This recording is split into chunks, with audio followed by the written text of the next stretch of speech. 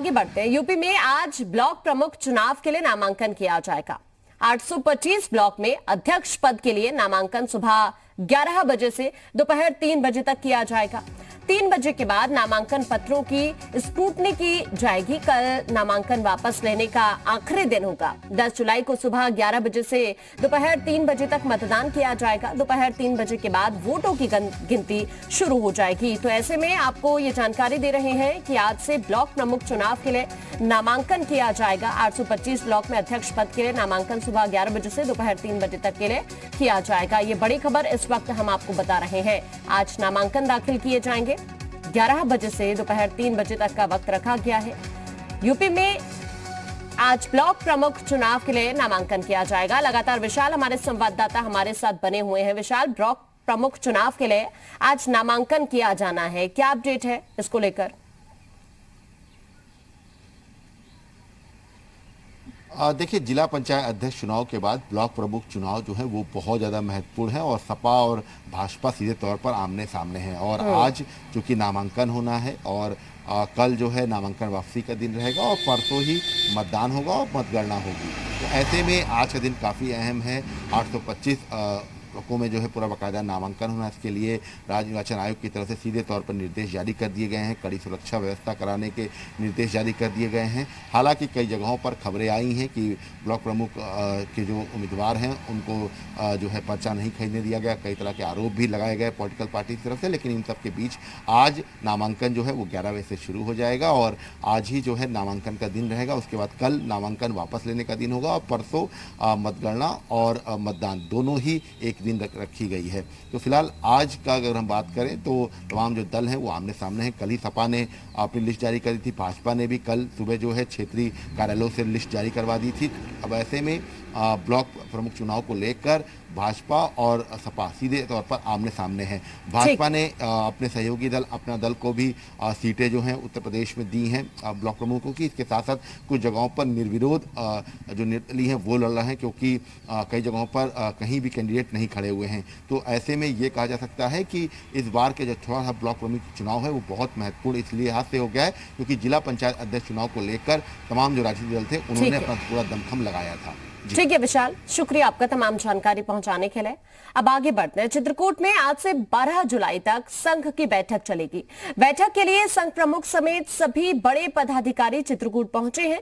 चित्रकूट में संघ प्रमुख मोहन भागवत मौजूद हैं और साथ ही भैयाजी जोशी भी वहीं पर मौजूद हैं। सुरेश सोनी और दत्तात्रेय होसबोले भी चित्रकूट पहुंचे हैं। दीनदयाल शोध संस्थान के आरोग्य धाम प्रकल्प में ये बैठक होगी। ये इस वक्त की बड़ी खबर हम आपको बता रहे हैं। आज से चित्रकूट में संघ की बैठक होगी, जिसको देखते हुए संघ प्रमुख मोहन भागवत वहां पर पहुंचे हुए हैं। इसके अलावा बात की जाए अगर भैयाजी जोशी की, तो वो भी चित्रकूट में ही मौजूद हैं। सुरेश सोनी और दत्तात्रेय होसबोले भी चित्रकूट पहुंच चुके हैं।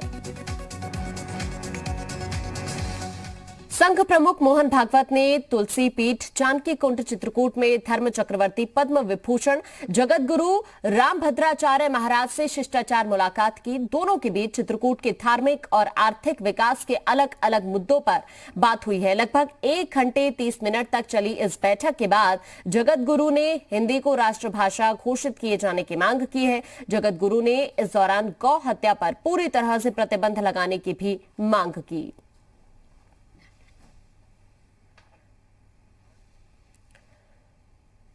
विधानसभा चुनाव से पहले उत्तर प्रदेश में अपनी पहुंच बढ़ाने के लिए एआईएमआईएम राजधानी लखनऊ से लगभग 120 किलोमीटर दूर बहराइच जिले में राज्य में अपना पहला पार्टी कार्यालय खोलने के लिए तैयार है। एआईएमआईएम प्रमुख असदुद्दीन ओवैसी आज बहराइच में कार्यालय का उद्घाटन करेंगे।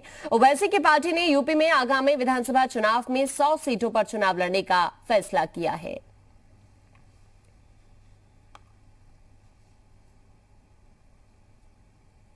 बैरिस्टर असदुद्दीन ओवैसी साहब बहराइच आ रहे हैं सिर्फ कार्यालय का इफ्तिताह करने, उद्घाटन करने के लिए, और उसके बाद फौरन निकल जाएंगे। कहाँ कहाँ का प्रोग्राम? बस यहीं का प्रोग्राम है, सिर्फ कार्यालय का उद्घाटन करने के लिए। अच्छा, कितने बजे का है? आएंगे? 2 बजे आएंगे सर। धर्मांतरण के आरोपी उमर गौतम और जहांगीर को हाईकोर्ट से बड़ा झटका लगा है। मीडिया रिपोर्टिंग पर रोक लगाने की मांग वाली याचिका इलाहाबाद हाईकोर्ट ने खारिज कर दी है। कोर्ट ने कहा कि मीडिया रिपोर्टिंग पर रोक नहीं लगाई जा सकती। मीडिया में हुई रिपोर्टिंग और जांच एजेंसी के जरिए कोई गोपनीय जानकारी लीक नहीं की गई। धर्मांतरण के आरोपियों ने एटीएस पर संवेदनशील जानकारी लीक करने का आरोप लगाया था, जबकि प्रेस नोट के जरिए मीडिया में की गई रिपोर्टिंग को हटाने की मांग की गई थी। याचिका में आरोप लगाया गया कि प्रेस नोट से उनके संवैधानिक अधिकारों का उल्लंघन किया गया।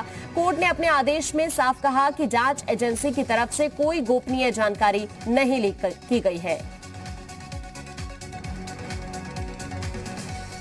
फिरोजाबाद के नगला खंगर इलाके में 3 बच्चों की यमुना नदी में डूबने से मौत हो गई है। तीनों बच्चे यमुना के किनारे जानवरों को चराने के लिए गए थे। 3 बच्चे जिनकी मौत हुई है उनमें 2 लड़कियां और एक लड़का शामिल है। बताया जा रहा है कि तीनों जानवरों को चराने के बाद यमुना नदी में नहाने चले गए थे। गहरे पानी में जाने की वजह से तीनों अचानक से डूबने लगे। शोर सुनकर स्थानीय ग्रामीण जब तक मदद के लिए पहुंचते तीनों की मौत हो चुकी थी। घटना के बाद परिजनों ने बिना पुलिस को बताए तीनों का अंतिम संस्कार भी कर दिया। घटना की जानकारी मिलने के बाद मौके पर पहुंचे एसडीएम ने पीड़ितों को हर संभव मदद का भरोसा दिया है।